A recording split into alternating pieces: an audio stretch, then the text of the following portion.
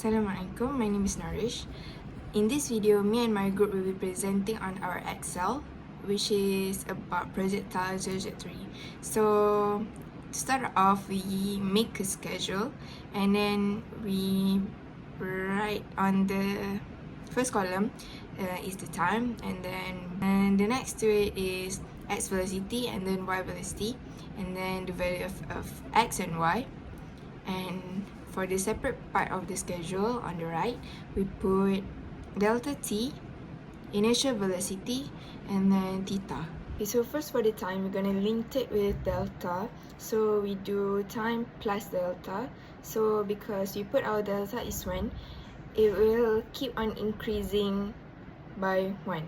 Okay, so next is X velocity. So as we know that X velocity is our initial speed, so we take our initial speed at the right column, we write it as 50, then we times it with cos, and then in bracket radian, and then in bracket again with theta, and it is the same until 9 seconds because X velocity doesn't change over time, meanwhile Y velocity does change, so that's why it is constant until the end. Next is the Y velocity. So again, we do like what we did at X velocity, but a little bit different. So for the first Y velocity, we take the initial value and then we times it with sin, and then radians, and then theta.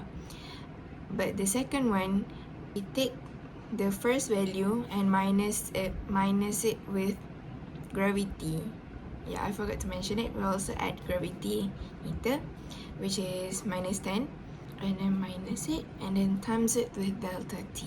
Why we put gravity as negative 10 is because the gravity acts as downward, and then the vertical velocity will decrease when the object is going up.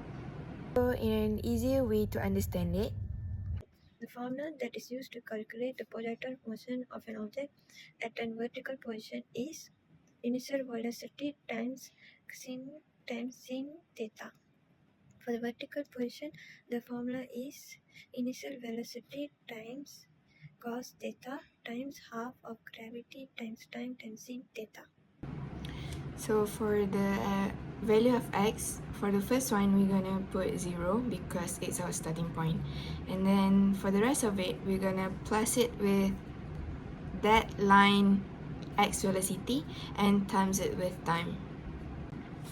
Also the same with the value of x plus the y velocity and then times it with time.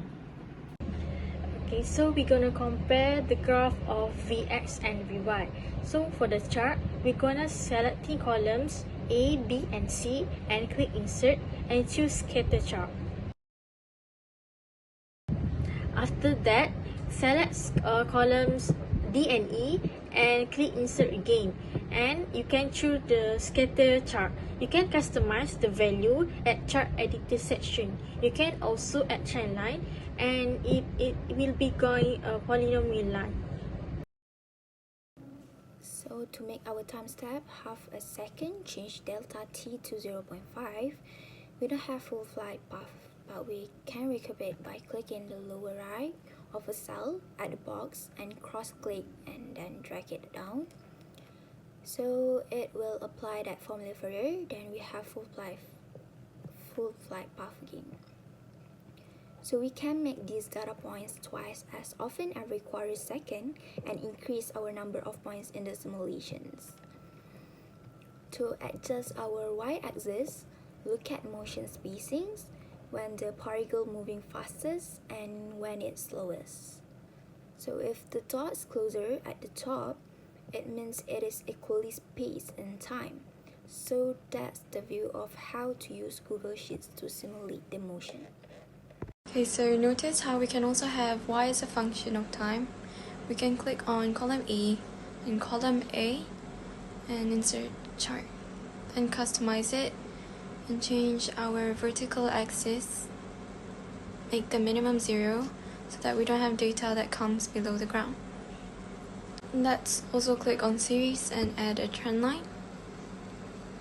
Change it to polynomial of degree 2 and label it with the equation.